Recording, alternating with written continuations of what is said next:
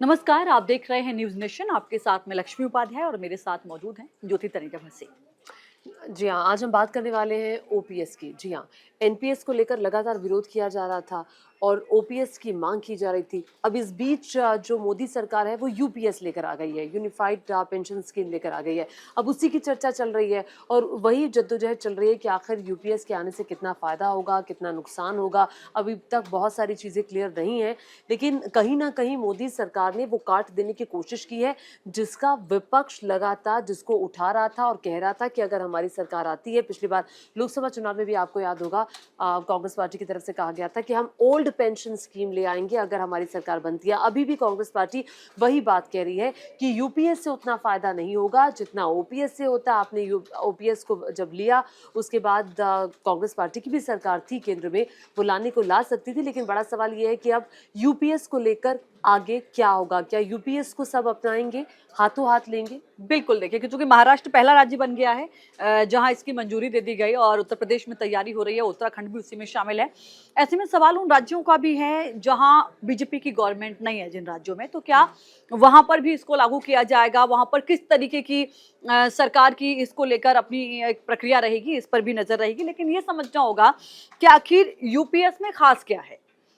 अगर यूपीएस में सरकारी कर्मचारी जाना चाहते हैं तो चूंकि साफ तौर पर यह बताया गया है कि ऐसा नहीं है कि सरकारी कर्मचारी यूपीएस में जाने के लिए प्रतिबद्ध हैं। आपके पास ये ऑप्शन है कि आप चाहें तो पुरानी स्कीम में भी जा सकते हैं और आप चाहें तो इसको भी चुन सकते हैं।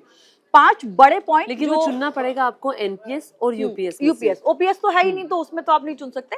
एनपीएस और यूपीएस में दोनों में से किसी एक को आपको चुनना होगा। ओपीएस को लेकर तो लगातार मांग की ही जा रही थी, जैसा कि ज्योति ने आपको बताया कि कांग्रेस पार्टी लगातार ये मुद्दा उठाती रही है। लगभग उनके मैनिफेस्टो का भी एक बड़ा ये रहा कि हम अगर आएंगे तो हम ओपीएस लेकर आएंगे।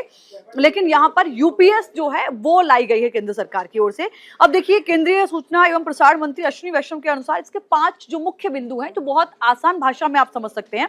एक ये है कि अगर आप इसमें जाते हैं, फिक्स पेंशन रहेगी। कर्मचारियों को रिटायरमेंट के बाद फिक्स पेंशन मिली जाएगी और ये पेंशन रिटायरमेंट से ठीक पहले के 12 महीने की औसत जो आपका वेतन होगा उसका 50% होगा। इसका फायदा आपको मिलेगा। एक निश्चित न्यूनतम पेंशन होगी, अगर आपने 50% उनको मिलेगा जिन्होंने 25 साल तक नौकरी की है। इसके अलावा जो लोग ऐसे हैं जिन्होंने 10 साल नौकरी की है या उससे कम की है, 25 साल से कम की है, उनको 10,000 रुपए का प्रावधान रहेगा। निश्चित पारिवारिक पेंशन भी इसमें आपको एक तय की जाएगी।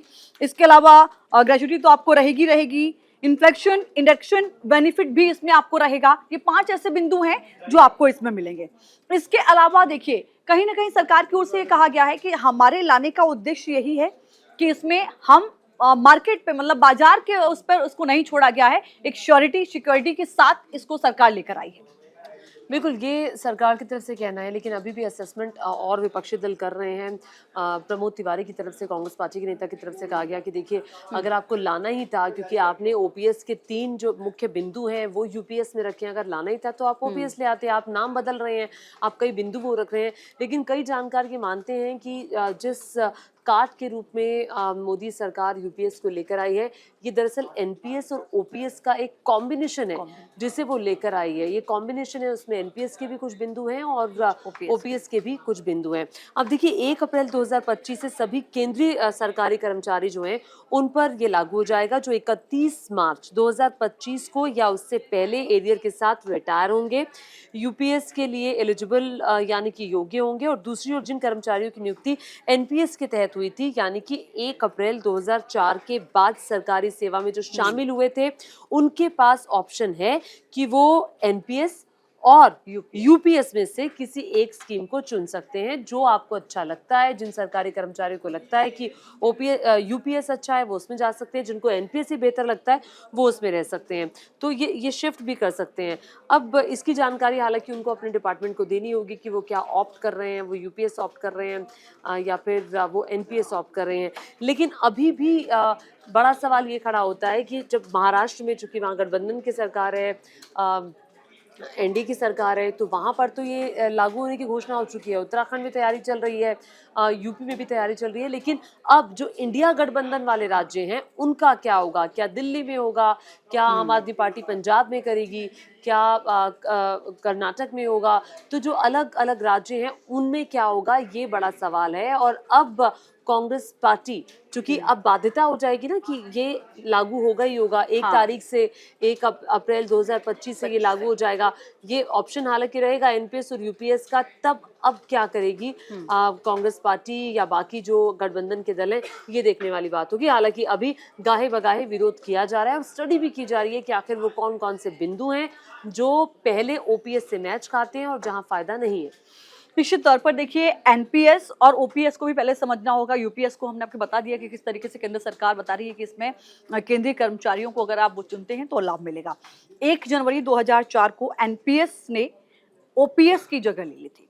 इसके बाद ज्वाइन करने वाले जितने भी कर्मचारी थे, यानी कि 1 जनवरी 2004 के बाद जिन्होंने भी ज्वाइन किया, और उनके पास एनपीएस के तहत ही उनको रखा गया। उनके पास एक ही ऑप्शन था। अभी तब भी 2 ऑप्शन आपके एनपीएस, पास हाँ। हैं, लेकिन तब तो आपके पास एक ही था और वो एनपीएस था।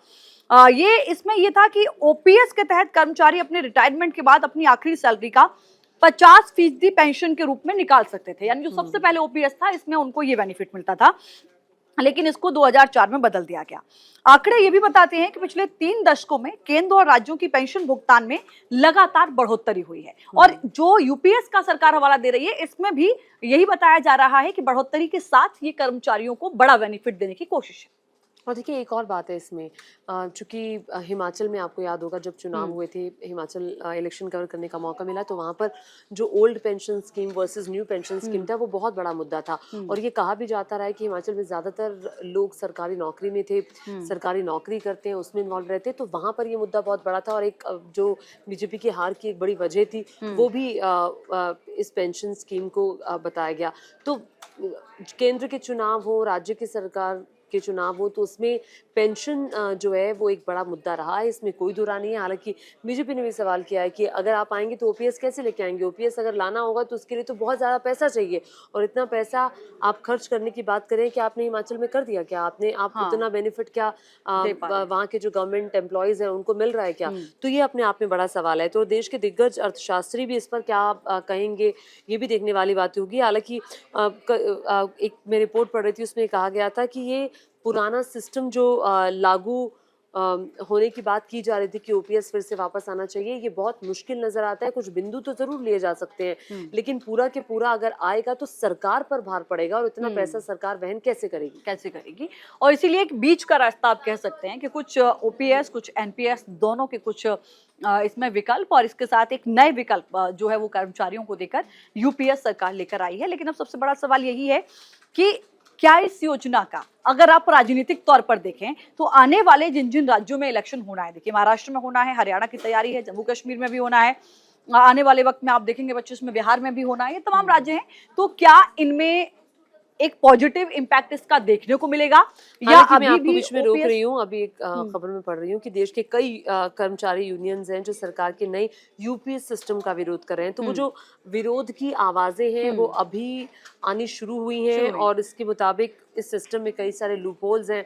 अब धीरे धीरे जो चीजें हैं वो सामने आएगी जब ये विरोध आगे बढ़ेगा, अगर होता है तो। निश्चित तौर पर देखिए, जब भी कोई योजना आती है तो कुछ लोग उसका सपोर्ट भी, कुछ को अच्छी लगती है, किसी को बुरी लगती है, लेकिन अब सवाल ये है कि क्या वाकई जो सरकार कह रही है कि हम अच्छी मंशा के साथ लेकर आए हैं, क्या उसका एक सकारात्मक असर नजर आएगा लोगों पर, खासकर सरकारी कर्मचारी जो इसका बेनिफिट लेंगे, या फिर अभी भी सरकारी कर्मचारियों के लिए ओपीएस एक बड़ा मुद्दा रहेगा? इस पर रहेगी नजर।